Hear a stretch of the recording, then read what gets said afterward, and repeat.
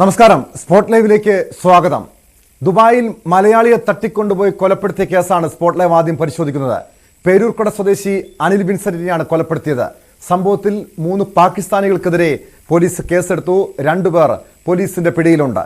കുടുംബത്തിന്റെ പരാതിയെ തുടർന്നുള്ള അന്വേഷണത്തിലാണ് പ്രതികൾ പിടിയിലായത്.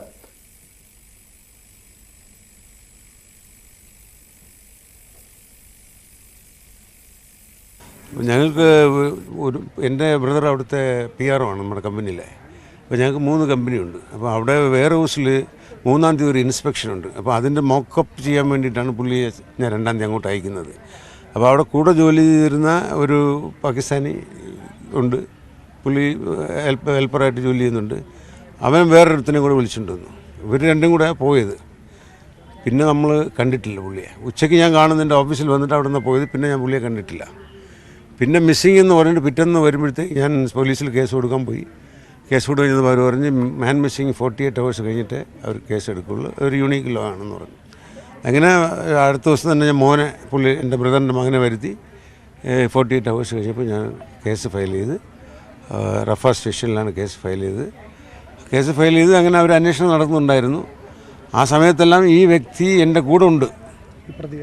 പ്രതിയിൽ ഒരാൾ എൻ്റെ കൂടെ ഉണ്ട്. നമ്മുടെ കൂടെ അന്വേഷിക്കാനും എല്ലാത്തിനും വന്നുകൊണ്ടിരിക്കുകയാണ്. അത് കഴിയുമ്പോഴാണ് പുള്ളി പെട്ടെന്ന് 7-ാം തീയതി പുള്ളി മിസ്സാകുന്നു. പുള്ളി വരുന്നില്ല. രാവിലെ ഓഫീസിൽ വന്നിട്ട് പോയി പിന്നെ കണ്ടിട്ടില്ല. അപ്പോൾ നമുക്ക് മനസ്സിലായി. പിന്നെ CID ഞാൻ ഇൻഫോം ചെയ്ത് കഴിഞ്ഞപ്പോൾ പോലീസ് ഒരാളെ പിടിച്ചു. അവനെ പിടിച്ചതിന് ശേഷം പിന്നെ ഈ പ്രതിയെ പിടിച്ചു. അപ്പോഴത്തേക്കും ഈ വണ്ടിയിൽ കൊണ്ടുപോയി അവർ ബറി ചെയ്ത ആ ഡ്രൈവർ രാജ്യം വിട്ടു. അയാളെ പിടിച്ചിട്ടില്ല. ഇവർ രണ്ടുപേരും പോലീസ് ടോട്ടൽ 3 പേരാണ്. വാർത്തയുടെ വിശദാംശങ്ങളുമായി BB അരുൺ ചേരുന്നുണ്ട്. അരുൺ, ഏറെ നടുക്കമുണ്ടാക്കുന്നൊരു സംഭവമാണ്. എന്നാണ് ഈ കേസിനാസ്പദമായ സംഭവം ഉണ്ടായത്? എന്തിനാണ് കൊലപാതകം നടത്തിയതെന്ന് സംബന്ധിച്ചുള്ള എന്തെങ്കിലും വിവരങ്ങൾ ലഭ്യമായിട്ടുണ്ടോ?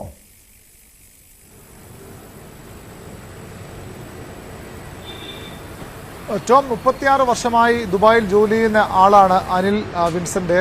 അങ്ങനെ ഒരാളെയാണ് കഴിഞ്ഞ ആഴ്ച ഇത്തരത്തിൽ അതിക്രൂരമായി തന്നെ കൊലപ്പെടുത്തിയെന്ന് വേണം പറയാൻ. ജനുവരി 2-ാം തീയതിയാണ് അനിൽ വിൻസെന്റിനെ കാണാതായത്. അന്ന് അദ്ദേഹത്തിന്റെ നമ്മോടിപ്പോൾ സംസാരിച്ച അദ്ദേഹത്തിന്റെ സഹോദരൻ പ്രകാശാണ്. അദ്ദേഹം ഇതേ കമ്പനിയിലെ ഉദ്യോഗസ്ഥരാണ്. പ്രകാശാണ് അനിലിനെ മറ്റൊരു ഓഫീസിൽ ഒരു ഇൻസ്പെക്ഷൻ വേണ്ടി, അവിടെ ഇൻസ്പെക്ഷൻ നടക്കുന്നു, അതിന്റെ മോക്ക് ഇൻസ്പെക്ഷൻ നടക്കാൻ പോകുന്നു. അതിന്റെ മോക്ക് ഇൻസ്പെക്ഷനായിട്ട് പറഞ്ഞു വിടുന്നത്. അതിനൊപ്പം അദ്ദേഹത്തിനൊപ്പം അവിടെ ജോലി ചെയ്യുന്ന പാകിസ്ഥാൻ യുവാവും ഉണ്ടായിരുന്നു.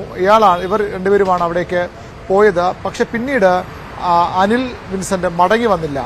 കുടുംബം അന്ന് തന്നെ ഈ ഓഫീസ് ജീവനക്കാരും സഹോദരനുമൊക്കെ പോലീസിൽ പരാതി നൽകാനെത്തി. പക്ഷേ അവിടുത്തെ നിയമപ്രകാരം 48 മണിക്കൂർ കഴിഞ്ഞാൽ മാത്രമേ മാൻ മിസ്സിങ്ങിന്, ഒരാളെ കാണാതായിട്ട് 48 മണിക്കൂർ പൂർത്തിയായാലേ മാൻ മിസ്സിങ്ങിന് കേസ് രജിസ്റ്റർ ചെയ്യാൻ സാധിക്കുകയുള്ളൂ. അതുകൊണ്ട് തന്നെ അന്ന് ആദ്യം പോലീസ് കേസ് ചാർജ് ചെയ്യാൻ തയ്യാറായില്ല, ദുബായ് പോലീസ്. പിന്നീട് ഇദ്ദേഹത്തിന്റെ മകൻ ഇവിടെ നിന്ന് തിരുവനന്തപുരത്ത് നിന്ന് ദുബായിലേക്ക് എത്തുന്നു. മകൻ കൂടി വന്ന ശേഷമാണ് 3-ാം ദിവസം ഇവർ വീണ്ടും പരാതി നൽകുകയും പോലീസ് അത് ഔദ്യോഗികമായി പരാതി സ്വീകരിക്കുകയും ചെയ്തത്. ഏറ്റവും വിചിത്രമെന്ന് പറയട്ടെ, ഈ പരാതി നൽകാനും ഈ കേസ് വരുമ്പോഴൊക്കെ ഇവർക്കൊപ്പം, ഈ കുടുംബത്തിനൊപ്പം, ഓഫീസ് ജീവനക്കാർക്കൊപ്പം ഉണ്ടായിരുന്നത് ഇപ്പോൾ പ്രതിസ്ഥാനത്തുള്ള ഇതേ ഓഫീസിൽ ജീവനക്കാരനായ പാകിസ്ഥാൻ സ്വദേശിയാണ്. അയാളും എല്ലാത്തിനും ഒപ്പമുണ്ടായിരുന്നു. പക്ഷേ 7-ാം തീയതി അയാൾ ഓഫീസിൽ വന്ന ശേഷം പിന്നീട് അയാളെ കാണാതായി. 7-ാം തീയതി അയാൾ മുങ്ങിയതോടുകൂടി ഇവരുടെ സംശയം ഇരട്ടിച്ചു. ഇയാൾക്കും എന്തോ പങ്കുണ്ട് എന്ന തരത്തിലുള്ള വിവരം. കാരണം ആ ഓഫീസിൽ വിശ്വസ്തരായ തൊഴിലാളികളൊരാളാണ് ഈ പാകിസ്ഥാൻ സ്വദേശി. മാത്രമല്ല അദ്ദേഹത്തിന്റെ മറ്റു കുടുംബാംഗങ്ങളും ചിലരും അവിടെ ജോലി ചെയ്യുന്നുണ്ട്. അതുകൊണ്ട് തന്നെ ഒരു കാരണവശാലും ആദ്യമൊന്നും അയാളെ സംശയിച്ചില്ല. ഇയാൾ 7-ാം തീയതി ഇയാളെ കാണാതായതോടുകൂടിയാണ് ഇവരുടെ സംശയം മാറുന്നത്. അങ്ങനെ വീണ്ടും പോലീസ് അന്വേഷണം ഊർജിതമാക്കി. അപ്പോഴാണ് ഈ പാകിസ്ഥാൻ സ്വദേശിയുടെ ഒരു സഹായിയായ മറ്റൊരു യുവാവിനെ കസ്റ്റഡി എടുക്കുന്നത്. അയാളാണ് ഇങ്ങനെ സംഭവങ്ങൾ നടന്നു എന്ന വിവരം പോലീസിനോട് വെളിപ്പെടുത്തി. തൊട്ട് പിന്നാലെ ഇയാളും കസ്റ്റഡിയിലായി വിശദമായി ചോദ്യം ചെയ്തു.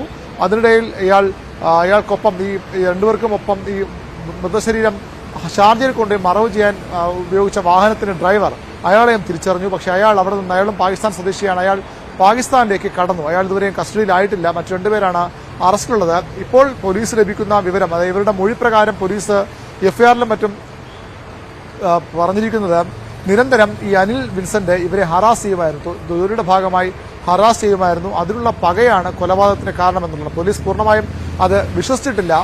PRO ആണ് അദ്ദേഹം. ഈ കമ്പനിയുടെ PRO ജോലി ചെയ്യുന്ന ആളാണ്. പോലീസ് പൂർണ്ണമായി അക്കാര്യം വിശ്വസിച്ചില്ല. പകരം കൂടുതൽ അന്വേഷണങ്ങളിലേക്ക് പോകും. അതിനുശേഷം മാത്രമേ കൊലപാതകത്തിന് യഥാർത്ഥ കാരണം എന്തെന്ന് തിരിച്ചറിയും. ഏതായാലും അദ്ദേഹത്തിന്റെ കുടുംബാംഗങ്ങൾക്കും സുഹൃത്തുക്കൾക്കും ഒപ്പം ജോലി വളരെ ഞെട്ടലുണ്ടാക്കിയ ഒരു സംഭവമാണ് ഇത്.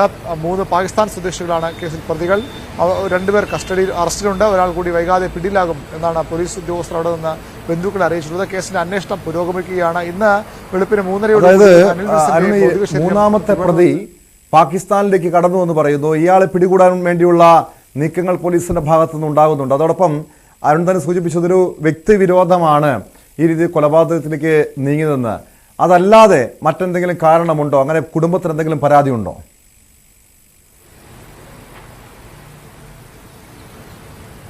യഥാർത്ഥ കാരണം ഇപ്പോഴും ഇവർക്ക് വ്യക്തമല്ല. പക്ഷേ പോലീസ് പറയുന്നത് വ്യക്തിവിരോധമാണ്. അതായത് ഇവരുടെ മേലുദ്യോഗസ്ഥനായിരുന്നു അനിൽ വിൻസെന്റ്. അതുകൊണ്ട് തന്നെ ജോലി ചെയ്യാത്തവരും മറ്റും പലപ്പോഴും അദ്ദേഹം ശാസിക്കുമായിരുന്നു. അത് അവർക്ക് അതിൽ വലിയ അതൃപ്തി ഉണ്ടായിരുന്നു, അസംതൃപ്തി, വൈരാഗ്യമുണ്ടായിരുന്നു. അതാണ് കൊലപാതകം നയിച്ചു എന്നുള്ളത്. പക്ഷേ ഈ ഒരു സ്റ്റോക്ക് പരിശോധനയുടെ ഭാഗമായി പോയപ്പോഴാണ് ഈ കൊലപാതകം എന്നത് അല്ലെങ്കിൽ തട്ടിക്കൊണ്ടു പോകുന്നത് കുറച്ച് സംശയങ്ങൾ കുടുംബാംഗങ്ങൾക്കുണ്ട്. ഏതെങ്കിലും തരത്തിലുള്ള ക്രമക്കേട് ഇവരുടെ ഭാഗത്തുണ്ടാവുകയും അത് അനിൽ വിൻസെന്റ് ചോദ്യം ചെയ്തതാണോ കൊലപാതകത്തിന് കാരണമെന്ന സംശയമൊക്കെ ഉണ്ട്. പക്ഷേ അത്തരം സംശയത്തിന് അപ്പുറത്തേക്ക് അതിൽ കൃത്യമായ ഒരു നിഗമനത്തിലേക്കോ കണ്ടെത്തലിലേക്കോ അന്വേഷണ സംഘവും പോയിട്ടില്ല. അത്തരം വിവരങ്ങൾ കുടുംബാംഗങ്ങളെയും അവർ അറിയിച്ചിട്ടുമില്ല.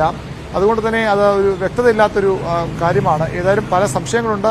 അന്വേഷണം പുരോഗമിക്കുകയാണ്. അതിനുശേഷം മാത്രം വീണ്ടും കുടുംബാംഗങ്ങൾ ദുബായിലേക്ക് പോകും. ഷാർജയിലാണ് ഈ കൃത്യം നടന്നത്. ദുബായിലാണ് ഇവർ ജോലി താമസിക്കുകയും ചെയ്യുന്നെങ്കിലും മറ്റൊരു എമിറേറ്റിലാണ്, ഷാർജയിലാണ് ഈ കൊലപാതകം നടന്നത്. അതുകൊണ്ട് 2 അന്വേഷണ സംഘം ആ രീതിയിലൊക്കെ ചില സാങ്കേതികത്വങ്ങളുണ്ട്. അതിനുശേഷം മാത്രമേ അന്വേഷണം പൂർത്തിയായുള്ളൂ. അന്വേഷണം പൂർത്തിയാൽ മാത്രം എന്താണ് യഥാർത്ഥ കാരണം എന്നതിലേക്ക് അറിയാൻ കഴിയും. പക്ഷേ ക്രൂരമായ കൊലപാതകം നടന്നിരിക്കുന്നു. അത് 36 വർഷമായി അവിടെ ജോലി ചെയ്യുന്ന ഒരാളാണ്. അദ്ദേഹത്തെയാണ് ഈ രീതിയിൽ അതിക്രൂരമായി തട്ടിക്കൊണ്ടുപോയി കൊല ചെയ്തത്.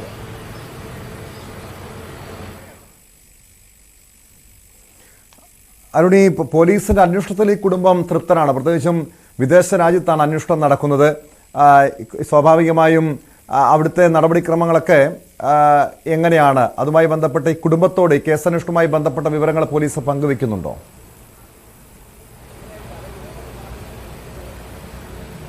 കേസന്വേഷണം മാത്രമല്ല, ഈ ഭൗതിക ശരീരം കൊണ്ടുവരുന്നതിലൊക്കെ വലിയ തടസ്സങ്ങളുണ്ടായിരുന്നു. വിദേശകാര്യ മന്ത്രി എസ് ജയശങ്കർ കഴിഞ്ഞ ആഴ്ച തിരുവനന്തപുരത്തുണ്ടായിരുന്നു. അന്ന് ഈ കുടുംബാംഗങ്ങൾ അദ്ദേഹത്തെ പോയി കണ്ടിരുന്നു, നേരിട്ട് നിവേദനം കൊടുത്തു. വി മുരളീധരൻ, സഹമന്ത്രി വി മുരളീധരനും ഒക്കെ നിവേദനം കൊടുത്തു. അതിന്റെ അടിസ്ഥാനത്തിലുള്ള ഇടപെടൽ കോൺസുലേറ്റിന്റെയും അതുപോലെ തന്നെ ഇന്ത്യൻ ഗവൺമെന്റിന്റെയും ഒക്കെ ഇടപെടലുണ്ട്. അതിന്റെ അടിസ്ഥാനത്തിലാണ് പക്ഷേ ഈ ഭൗതിക ശരീരം ഇപ്പോഴും വിട്ടുകിട്ടിയത്. വളരെ വലിയ സങ്കീർണ നടപടിക്രമങ്ങളായിരുന്നു ഉണ്ടായിരുന്നത്. അന്വേഷണത്തിലും ഇന്ത്യൻ കോൺസുലേറ്റിന്റെയും അതുപോലെ തന്നെ വിദേശകാര്യ മന്ത്രാലയത്തിലേക്ക് ഇടപെടൽ ഉണ്ടാകുന്ന പ്രതീക്ഷയിലാണ് കുടുംബം. നീതിപൂർവമായ അന്വേഷണം വേണമെന്നാണ് ഇവരുടെ ആവശ്യം. പക്ഷേ കൃത്യമായ അന്വേഷണങ്ങൾ ഈ ഘട്ടത്തിൽ അവർക്ക് ലഭ്യമായിട്ടില്ല. ഇനി ഇവർ തിരിച്ച് അവിടെ എത്തിയ ശേഷമാകും കൂടുതൽ കാര്യങ്ങളിലേക്ക് അറിയാനുള്ള വഴിയുണ്ടാവുക. ഏതായാലും കുടുംബം കൃത്യമായ നടപടി വേണമെന്ന ആവശ്യം ശക്തമാക്കി തന്നെ അവർ മുന്നോട്ട് വയ്ക്കുന്നു. അതിൽ ഇന്ത്യൻ ഗവൺമെന്റിന്റെ ഇടപെടലും കുടുംബം പ്രതീക്ഷിക്കുന്നുണ്ട്. മൃതദേഹം കിട്ടാനൊക്കെ അത്തരത്തിലുള്ള ഇടപെടലുകൾ ഉണ്ടായതാണ്. തുടർ നടപടികളിലും അത്തരമൊരു സഹായവും ഇടപെടലുമാണ് കുടുംബം പ്രതീക്ഷിക്കുന്നത്. ഈ പാകിസ്ഥാനിലേക്ക് ഒരു പ്രതി കടന്നു എന്ന് പറയുന്നുണ്ട്. അപ്പോൾ അയാളെ തിരികെ ദുബായിലേക്ക് എത്തിക്കാൻ വേണ്ടിയുള്ള ശ്രമങ്ങൾ എങ്ങനെയാണ് ഈ ദുബായ് പോലീസിന്റെ ഭാഗത്തുനിന്നും നീങ്ങുന്നത് അരുൺ? കാരണം അങ്ങനെ എന്തെങ്കിലും വിവരങ്ങൾ, കേസന്വേഷണവുമായി ബന്ധപ്പെട്ട വിവരങ്ങളൊക്കെ ഈ കുടുംബം നമ്മോട് പങ്കുവെക്കുന്നുണ്ടോ?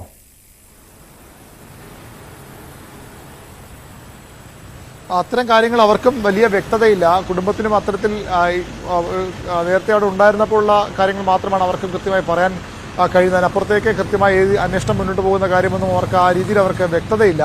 പക്ഷേ 2 സർക്കാരുകൾ, അതായത് ദുബായിലും അതുപോലെ തന്നെ ഷാർജയിലും പോലീസും അവിടുത്തെ അന്വേഷണ സംഘവുമാണ് കേസൊക്കെ അന്വേഷിക്കുന്നത്. അതുകൊണ്ട് തന്നെ ആ രീതിയിലുള്ള ഇടപെടലുകൾ ഉണ്ടാകും. പാകിസ്ഥാനിലേക്ക് കടന്ന പ്രതിയെ പിടികൂടാൻ നടപടികൾ സ്വീകരിക്കും. അതായത് ഈ കേസ് ആദ്യം പുറത്തു വരുമെന്ന് ഉറപ്പായപ്പോൾ തന്നെ അയാൾ മുങ്ങുകയായിരുന്നു. മറ്റേയാൾ സ്വാഭാവികമായും ഈ അന്വേഷണ സംഘത്തിന്റെയും കുടുംബാംഗങ്ങളുടെയും നാട്ടുകാരുടെയും ഈ ഉദ്യോഗസ്ഥ ജീവനക്കാരുടെയും ഒക്കെ നീക്കം അറിയാൻ സ്വാഭാവികമായും അവർക്കൊപ്പം അവിടെ തുടരുകയായിരുന്നു. അതായത് ഈ കേസ് നൽകാൻ പോകുമ്പോൾ ഇയാൾക്ക് വേണ്ടി അന്വേഷണം ഊർജിതമായി പല സ്ഥലങ്ങളിൽ ബന്ധുക്കളെ അതുപോലെ സുഹൃത്തുക്കളെയൊക്കെ അന്വേഷിക്കുമ്പോഴൊക്കെ ഈ പ്രതിയും ഒപ്പമുണ്ടായിരുന്നു. അതുകൊണ്ട് തന്നെ അവർക്ക് കൃത്യമായി നീക്കങ്ങൾ മനസ്സിലാക്കാൻ കഴിയുന്നു. പക്ഷെ പിന്നീടാണ് 7-ാം തീയതി കൂടി ഇയാളിലേക്ക് എത്തും, ഇയാൾക്കൊപ്പമാണ് പോയത്, സ്വാഭാവികം അയാളുടെ പങ്കും അന്വേഷിക്കപ്പെടുമെന്ന കാര്യം വന്നപ്പോഴാണ് ഈ ഇവിടുത്തെ ജീവനക്കാരൻ മുങ്ങിയത്. പാകിസ്ഥാൻ സ്വദേശിയും അതിനു മുമ്പ് ഒരുപക്ഷെ അറിഞ്ഞിരിക്കണം. കൃത്യമായ അന്വേഷണം ഇവരിലേക്ക് തന്നെ എത്തുമെന്ന്. അതുകൊണ്ടാകും അയാൾ വളരെ നേരത്തെ തന്നെ അയാൾക്ക് രക്ഷപ്പെടാനുള്ള അവസരമുണ്ടായത്. മറ്റു രണ്ടുപേരെയും കസ്റ്റഡി എടുക്കാൻ അറസ്റ്റ് ചെയ്യാനും പോലീസിന് കഴിഞ്ഞു. ഈ പാകിസ്ഥാനിലേക്ക് രക്ഷപ്പെട്ട ആൾക്ക് വേണ്ടിയുള്ള തിരച്ചിൽ ഊർജിതമാക്കിയെന്നാണ് കുടുംബാംഗങ്ങൾ നമുക്ക് ലഭിക്കുന്ന വിവരം. വ്യക്തമാണ്. ദുബായിൽ മലയാളിയെ തട്ടിക്കൊണ്ടുപോയി കൊലപ്പെടുത്തി കുഴിച്ചു മൂടിയ സംഭവത്തിലാണ് 2 പാകിസ്ഥാനികൾ പോലീസിന്റെ പിടിയിലായിരിക്കുന്നത്. ഒരാൾ പാകിസ്ഥാനിലേക്ക് കടന്നിട്ടുണ്ട്. ദുബായ് പോലീസ് അയാളെ തിരികെ ദുബായിൽ എത്തിക്കുന്നതിന് വേണ്ടിയുള്ള അന്വേഷണം ഊർജിതമാക്കിയിട്ടുണ്ട്. പേരൂർക്കട സ്വദേശി അനിൽ വിൻസെന്റിനെയാണ് തട്ടിക്കൊണ്ടുപോയി കൊലപ്പെടുത്തിയത്. സ്പോട്ട് ലൈവിന് പോകുന്നത് കൊച്ചിയിലേക്കാണ്. സംഘർഷത്തെ തുടർന്ന് അടച്ച എറണാകുളം മഹാരാജാസ് കോളേജ് നാളെ തുറക്കും. വിദ്യാർത്ഥി സംഘടനാ നേതാക്കളുമായി കോളേജ് അധികൃതർ നടത്തിയ ചർച്ചയെ തുടർന്നാണ് തീരുമാനം. വൈകിട്ട് 6 മണിക്ക് ഗേറ്റ് പൂർണ്ണമായും അടയ്ക്കുമെന്നും കൂടുതൽ സുരക്ഷാ ഉദ്യോഗസ്ഥരെ നിയമിക്കുമെന്നും പ്രിൻസിപ്പൽ ഇൻചാർജ് ഷജീല ബീവി അറിയിച്ചു. കഴിഞ്ഞ ദിവസങ്ങളിലുണ്ടായ സംഘർഷത്തിൻ്റെ ഭാഗമായി കുറച്ച് ദിവസമായി കോളേജ് അടച്ചിട്ടിരിക്കുകയായിരുന്നു. എന്നാൽ ഇന്ന് കോളേജിലെ നിലവിലുള്ള വിദ്യാർത്ഥി സംഘടനാ പ്രതിനിധികളുമായി നടത്തിയ മീറ്റിംഗിൻ്റെ അടിസ്ഥാനത്തിൽ നാളെ മുതൽ കോളേജ് തുറന്ന് പ്രവർത്തിക്കുന്നതിന് തീരുമാനിച്ചിട്ടുണ്ട്. എല്ലാ വിദ്യാർത്ഥികളും കോളേജ് നാളെ മുതൽ തുറന്ന് പ്രവർത്തിക്കണമെന്ന് ആവശ്യപ്പെടുകയും ഇവിടെ ഒരു സമാധാന അന്തരീക്ഷത്തിൽ തന്നെ കോളേജ് തുറന്ന് പ്രവർത്തിക്കുന്നതിന് തീരുമാനമെടുക്കുകയും ചെയ്തിട്ടുണ്ട്. സെക്യൂരിറ്റി ഇഷ്യൂസുമായി ബന്ധപ്പെട്ട് ഇതിനു മുമ്പ് തന്നെ ഇത്തരമൊരു സാഹചര്യമൊക്കെ ഉണ്ടാകുന്നതിന് മുമ്പ് തന്നെ മുൻ പ്രിൻസിപ്പൽ കോളേജിലേക്ക് 5 സെക്യൂരിറ്റിമാരെ നിയമിക്കുന്നതിനുള്ള അനുമതി നൽകണമെന്ന് ആവശ്യപ്പെട്ടുകൊണ്ട് സർക്കാരിലേക്ക് ഡയറക്ടറിലേക്ക് കത്തെഴുതിയിട്ടുണ്ടായിരുന്നു. അതിനുള്ള മറുപടി ലഭിക്കുന്ന മുറയ്ക്ക് ഉടൻ തന്നെ അതിനുള്ള മറുപടി ലഭിക്കുമെന്ന് ഞങ്ങൾ പ്രതീക്ഷിക്കുന്നു. ഫോളോ അപ്പ് ചെയ്തുകൊണ്ടിരിക്കുകയാണ്. ആ മുറയ്ക്ക് ഉടൻ തന്നെ സെക്യൂരിറ്റികളെ നിയമിക്കുന്നതായിരിക്കും. ഹോസ്റ്റലിലെ ഇഷ്യൂമായി ബന്ധപ്പെട്ട് അടിയന്തരമായി ഹോസ്റ്റൽ കമ്മിറ്റിയും ഹോസ്റ്റൽ അഡ്വൈസറി കമ്മിറ്റി ഹോസ്റ്റൽ സെക്രട്ടറിമാരുടെയും കൂടി ഉൾപ്പെടുത്തിക്കൊണ്ട് കൂടുന്നതിനും അതിനനുസരിച്ച് ഹോസ്റ്റലിലെ നിലവിലുള്ള പ്രശ്നങ്ങൾ അസസ് ചെയ്തുകൊണ്ട് അതിലൊരു തീരുമാനമെടുക്കുന്നതിനും ഇന്നത്തെ യോഗത്തിൽ തീരുമാനിച്ചിട്ടുണ്ട്. തീർച്ചയായിട്ടും രക്ഷിതാക്കൾ ഇവിടുത്തെ സുരക്ഷാ സംവിധാനങ്ങളും വിദ്യാർത്ഥികൾക്ക് സമാധാനപൂർവ്വമായി പഠിക്കാനുള്ള അന്തരീക്ഷം ഉണ്ടാക്കണമെന്നാണ് ആവശ്യപ്പെട്ടിട്ടുള്ളത്. ഒപ്പം തന്നെ അടിയന്തരമായി കോളേജ് തുറന്ന് പ്രവർത്തിക്കണം. കാരണം നമുക്ക് മാർച്ചിൽ വരുന്ന 6ാം സെമസ്റ്റർ പരീക്ഷകൾക്ക് വേണ്ടിയുള്ള ക്ലാസുകൾ തീരാനുണ്ട്, പ്രാക്ടിക്കൽ നടക്കാനുണ്ട്. അപ്പോൾ ഇത്തരം സാഹചര്യത്തിൽ എത്രയും പെട്ടെന്ന് കോളേജ് തുറന്ന് പ്രവർത്തിക്കണം എന്നാണ് ആവശ്യപ്പെട്ടിട്ടുള്ളത്. അതനുസരിച്ച് അധ്യാപകർക്ക് വിദ്യാർത്ഥികളും ഇന്ന് സംസാരിച്ചതിൻ്റെ അടിസ്ഥാനത്തിൽ നമുക്ക് സമാധാനപരമായി തന്നെ പോകുമെന്നാണ് നമുക്ക് മനസ്സിലാക്കിയിട്ടുള്ളത്. അതുകൊണ്ട് വിദ്യാർത്ഥികളുടെയും രക്ഷിതാക്കളുടെയും ഒക്കെ അഭ്യർത്ഥനയും ഒപ്പം അധ്യാപകർക്കും എത്രയും പെട്ടെന്ന് വിദ്യാർത്ഥികളെ ക്ലാസ്സിലേക്ക് എത്തിക്കുക എന്നുള്ളൊരു തീരുമാനവും തന്നെയാണ് ഇവിടെ എടുത്തിട്ടുള്ളത്. വാർത്തയുടെ വിശദാംശങ്ങളുമായി നവമി ദിനേശ് ചേരുന്നു. നവമി, കോളേജ് നാളെ മുതൽ തുറക്കാൻ തീരുമാനമായിരിക്കുന്നു. പക്ഷേ ഇപ്പോഴും കഴിഞ്ഞ ദിവസങ്ങളിലുണ്ടായ സംഘർഷത്തിന്റെ മുറിവ് പൂർണ്ണമായി ഉണങ്ങിയിട്ടില്ല. പല ആക്ഷേപങ്ങളും പരാതികളും ഇപ്പോഴും വിദ്യാർത്ഥി സംഘടനകളുടെ ഭാഗത്തു നിന്ന് ഉയരുന്നുണ്ട്. കഴിഞ്ഞ ദിവസമുണ്ടായ സംഘർഷത്തിന്റെ തുടർച്ചയായി പല പ്രതികളെയും പിടികൂടിയിട്ടില്ലെന്ന ആക്ഷേപം ഉയർന്നിട്ടുണ്ട്. ഒരു സമാധാന അന്തരീക്ഷം പൂർണ്ണമായി നിലനിർത്താൻ കഴിയുന്നൊരു സാഹചര്യമാണോ ഇപ്പോൾ അവിടെയുള്ളത് നവമി?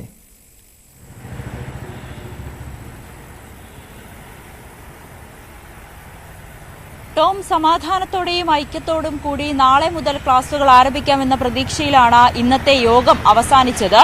ഇതിൽ പ്രധാനമായും PTA ഭാരവാഹികൾ, അതോടൊപ്പം തന്നെ കൊച്ചി ACPയുടെ നേതൃത്വത്തിലുള്ള പോലീസ് സംഘം, വിവിധ രാഷ്ട്രീയ സംഘടനകളുടെ പ്രതിനിധികൾ എന്നിവർ ചേർന്നായിരുന്നു ഇന്നത്തെ യോഗത്തിൽ പങ്കെടുത്തത്. ഈ ഒരു യോഗത്തിൽ തന്നെ നിരവധി തീരുമാനങ്ങളിലേക്കാണ് എത്തിയത്. ആദ്യം തന്നെ നാളെ മുതൽ ക്ലാസുകൾ തുടങ്ങാമെന്ന് തീരുമാനിച്ചു. അതിൽ ഏറ്റവും പ്രധാനപ്പെട്ടൊരു കാര്യം, കോളേജിൽ ഇനി പരീക്ഷയാണ്, പരീക്ഷയുടെ കാലമാണ്. അതുകൊണ്ട് അവസാന സെമസ്റ്ററിന്റെയൊക്കെ പരീക്ഷകൾ ഇനി നടക്കാനുണ്ട്. ഇനിയും വിദ്യാർത്ഥികൾക്ക് തങ്ങളുടെ ക്ലാസുകൾ മിസ്സാവാൻ പാടില്ല എന്നുള്ളൊരു നിർദ്ദേശം ആദ്യം തന്നെ രക്ഷിതാക്കൾ ഉന്നയിച്ചിരുന്നു. അതുകൊണ്ട് തന്നെയാണ് നാളെ കോളേജ് തുറക്കാമെന്നൊരു തീരുമാനത്തിൽ തന്നെ ആദ്യം എത്തിയത്. അതിനുശേഷം കോളേജിലെ സുരക്ഷകൾ വർദ്ധിപ്പിക്കുവാനും തീരുമാനിച്ചു. പോലീസ് കുറച്ചു നാളത്തേക്ക് കൂടി ഈ ഒരു സംഘർഷ സാധ്യത നിലനിൽക്കുന്നതിനാൽ കൂടുതൽ പോലീസുകാരെ നിയോഗിക്കുവാനും ഒപ്പം തന്നെ സെക്യൂരിറ്റി ജീവനക്കാരുടെ എണ്ണം വർദ്ധിപ്പിക്കുവാനും ഇന്നത്തെ യോഗത്തിൽ തീരുമാനമായി. ഇതാണ് ടോം ഏറ്റവും പുതിയ തീരുമാനം. ഏറ്റവും പ്രധാനപ്പെട്ട തീരുമാനങ്ങൾ ഇങ്ങനെയാണ്. അതോടൊപ്പം തന്നെ 6 മണിക്ക് ശേഷം കോളേജിന്റെ ഗേറ്റ് അടയ്ക്കും. കാരണം അന്നത്തെ SFI യൂണിറ്റ് സെക്രട്ടറിക്ക് കുത്തേറ്റ സംഭവത്തിൽ പുറത്തു നിന്നുള്ള പല ആളുകളും ഗുണ്ടകളെ കോളേജിന്റെ ഉള്ളിലേക്ക് കൊണ്ടുവന്നു എന്നുള്ളൊരു ആരോപണം SFI വിദ്യാർത്ഥികൾ ഉന്നയിച്ചിരുന്നു. ഇതിന്റെ അടിസ്ഥാനത്തിലാണ് 6 മണിക്ക് ശേഷം കോളേജിന്റെ ഗേറ്റ് അടയ്ക്കാനുള്ളൊരു തീരുമാനത്തിലെത്തിയത്. അതോടൊപ്പം തന്നെ ID കാർഡുകൾ നിർബന്ധമാക്കും. ഈ മഹാരാജാസ് കോളേജിൽ നിലവിൽ യൂണിഫോം എന്നുള്ളൊരു സംവിധാനമില്ല. അതുകൊണ്ട് തന്നെ എല്ലാ വിദ്യാർത്ഥികൾക്കും ID കാർഡ് നിർബന്ധമാക്കിയിട്ടുണ്ട്. അതുകൊണ്ട് ഇനി ID കാർഡ് ഇല്ലാത്ത കുട്ടികൾ എത്രയും വേഗം അതിനുവേണ്ടി അപേക്ഷ നൽകണം. ID കാർഡ് കിട്ടിയാൽ ഉടൻ തന്നെ അത് ധരിച്ചുകൊണ്ട് മാത്രമേ കോളേജിന്റെ ഉള്ളിലേക്ക് പ്രവേശിക്കാൻ കഴിയുകയുള്ളൂ. അങ്ങനെ ആ ഒരു തീരുമാനവും ഇന്നത്തെ യോഗത്തിൽ എടുക്കുകയും ചെയ്തു. എന്തായാലും എത്രയും വേഗം നഷ്ടപ്പെട്ട ക്ലാസുകളെല്ലാം വീണ്ടെടുത്ത് കുട്ടികൾക്ക് പരീക്ഷയ്ക്ക് വേണ്ടിയിട്ടുള്ള തയ്യാറെടുപ്പുകളെല്ലാം ആരംഭിക്കാൻ വേണ്ടിയിട്ടാണ് നാളെ തന്നെ കോളേജ് തുറക്കാനുള്ള ഒരു തീരുമാനത്തിലെത്തിയത്. എന്തായാലും വിദ്യാർത്ഥി സംഘടനകൾ വളരെ സജീവമായിട്ടുള്ള ഒരു ക്യാമ്പസാണ് മഹാരാജാസ്. സ്വാഭാവികമായും കഴിഞ്ഞ ദിവസമൊക്കെ ഉണ്ടായ ഈ സംഘർഷങ്ങളുടെ പശ്ചാത്തലത്തിൽ വീണ്ടും ഒരു ക്യാമ്പസിനകത്ത് ഒരു പ്രതിഷേധ പ്രകടനങ്ങളൊക്കെ ഉണ്ടാകാനുള്ള സാധ്യതയുണ്ടോ? അങ്ങനെയുള്ള കാര്യങ്ങൾക്ക് വിലക്കുണ്ടോ? ഈ വിദ്യാർത്ഥി സംഘടനകളുടെ പ്രവർത്തനവുമായി ബന്ധപ്പെട്ട ഏതെങ്കിലും വിധത്തിലുള്ള രീതിയിലുള്ള മാനദണ്ഡങ്ങളൊക്കെ നിശ്ചയിച്ചിട്ടുണ്ടോ?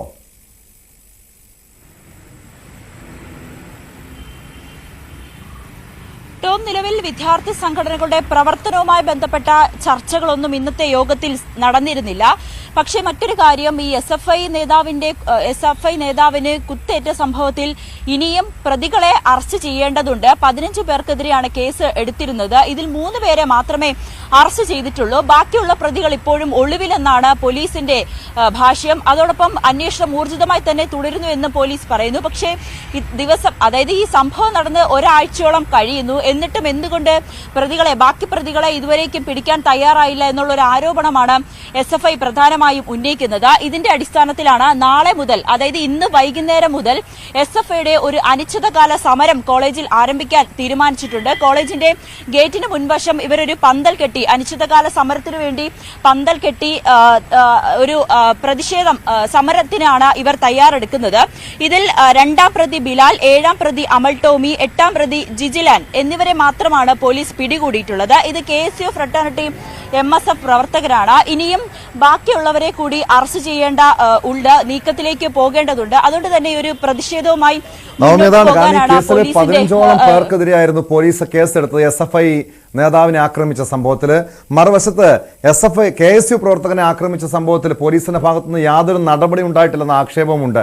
അതിനിടെയാണ് SFI ക്യാമ്പസിനകത്ത് തന്നെ ഈ രീതിയിൽ ഈ പന്തൽ കെട്ടിയുള്ള സമരത്തിലേക്ക് നീങ്ങുന്നത്. ഇത് കൂടുതൽ ഒരു പ്രകോപനത്തിന് കാരണമാകില്ലേ?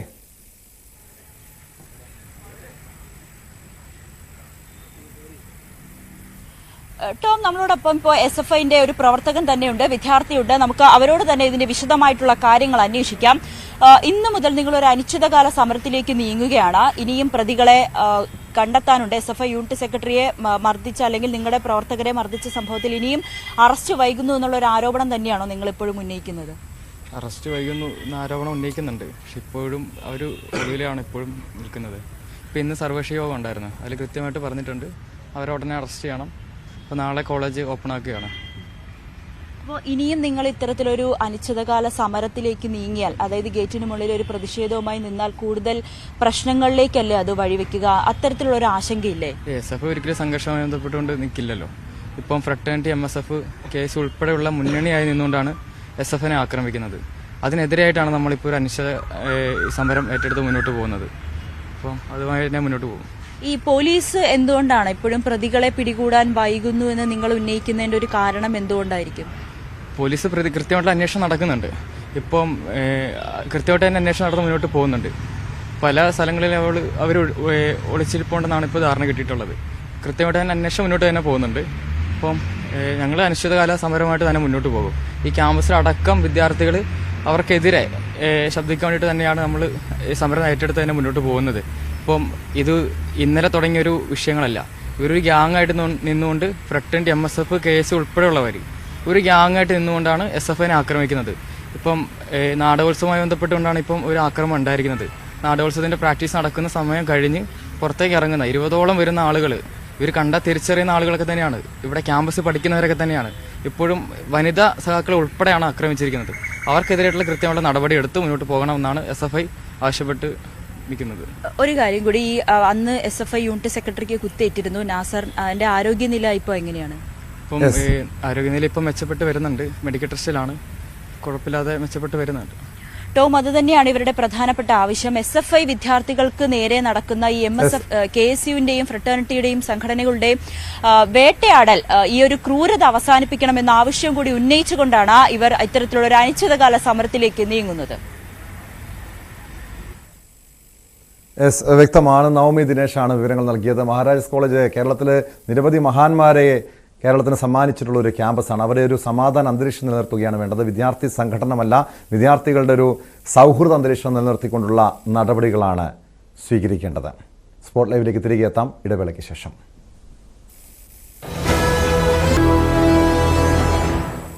സ്പോട്ട് ലൈവിലേക്ക് വീണ്ടും. കാസർഗോഡ് കരിന്തളം കോളേജിലെ വ്യാജരേഖ കേസിൽ SFI മുൻ നേതാവ് K വിദ്യയെ മാത്രം പ്രതി ചേർത്ത് പോലീസ് കോടതിയിൽ കുറ്റപത്രം സമർപ്പിച്ചു. Hostel judicial first class magistrate കോടതിയിലാണ് നീലേശ്വരം പോലീസ് കുറ്റപത്രം സമർപ്പിച്ചത്. ജൂൺ 27-നാണ് ഈ കേസിൽ K വിദ്യയെ നീലേശ്വരം പോലീസ് അറസ്റ്റ് ചെയ്തത്. വാർത്തയുടെ വിശദാംശങ്ങളുമായി KV ബൈജു ചേരുന്നുണ്ട്. ബൈജു, ഈ സംഭവം നടന്ന്, അതായത് വിദ്യ അറസ്റ്റിലായി 6 മാസത്തിനുള്ളിൽ തന്നെ പോലീസ് കുറ്റപത്രം സമർപ്പിക്കുന്നത്. പക്ഷേ ഈ കേസിൽ വിദ്യ മാത്രമാണ് പ്രതിയായിട്ടുള്ളത്.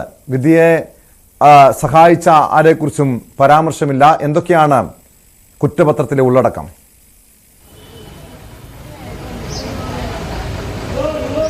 തീർച്ചയായും ടോം, ഇതിൽ ഏറ്റവും പ്രധാനം അത് തന്നെയാണ്. ഇതിൽ കേസിൽ ആകെ പ്രതി വിദ്യ മാത്രമാണ്. ഇതിൽ ഇതുവരെയായും ഈ വ്യാജരേഖ ഉണ്ടാക്കിയ ഇതിന്റെ ഒറിജിനൽ സംഭവങ്ങളൊന്നും ഇതുവരെ പോലീസിന് കണ്ടെത്താനായിട്ടില്ല.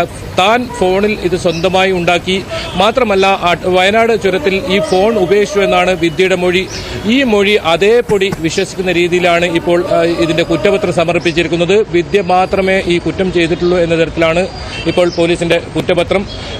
മാത്രമല്ല ഈ കേസ് ഇത് സമാനമായ രീതിയിൽ തന്നെയാണ് അട്ടപ്പാടിയിലും സർക്കാർ കോളേജിലേക്ക് ഇതേ വ്യാജരേഖ ഉപയോഗിച്ച് ജോലിക്ക് ശ്രമം നടത്തിയിരുന്നു. ഈ സമയത്താണ് വിദ്യ ഈ പിടിക്കപ്പെടുന്നത്. കാസർഗോഡ് ജില്ലയിലേക്ക് വന്നാൽ 1 വർഷം ഈ വ്യാജരേഖ ഉപയോഗിച്ച് കരിന്തളം സർക്കാർ കോളേജിൽ വിദ്യ ജോലി ചെയ്തു എന്നത് തന്നെയാണ് ഈ ഇതിൽ ഏറ്റവും ഗുരുതരമായ കുറ്റം.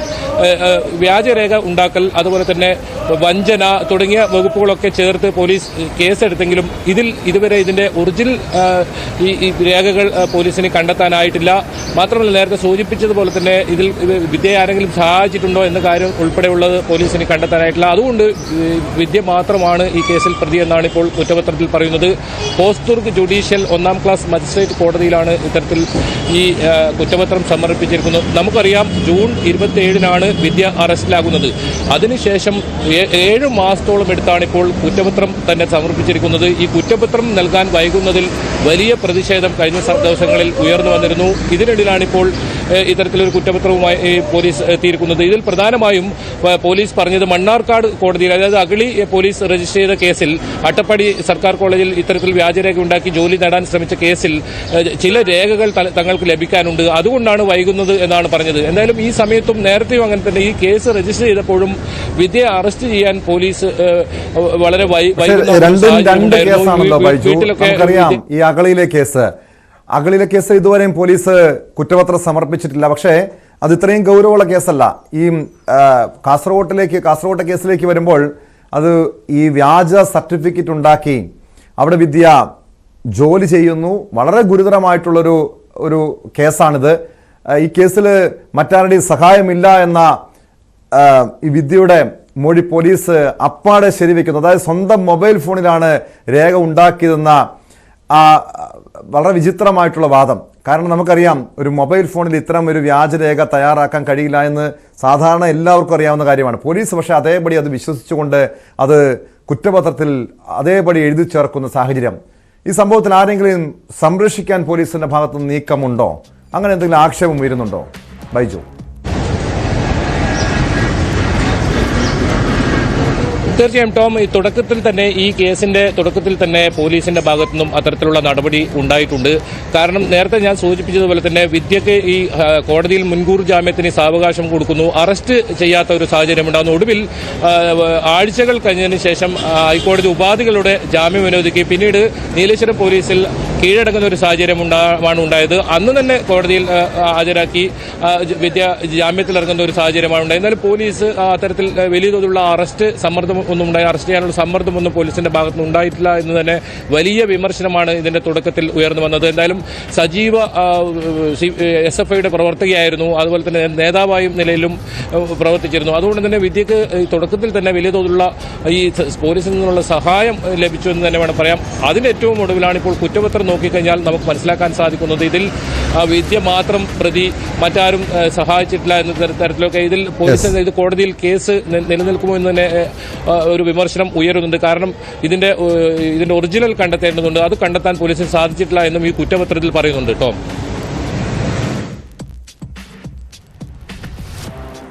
KV ബൈജു ആണ് വിവരങ്ങൾ നൽകിയത്. വ്യാജരേഖ കേസിലാണ് SFI മുൻ നേതാവ് K വിദ്യക്കെതിരെ പോലീസ് കോടതിയിൽ കുറ്റപത്രം സമർപ്പിച്ചത്. കേസിൽ വിദ്യ മാത്രമാണ് പ്രതിയെന്നാണ് കുറ്റപത്രത്തിൽ പോലീസ് പറയുന്നത്. സ്പോട്ട് ലൈവ് പൂർണ്ണമാകുന്നു. നമസ്കാരം.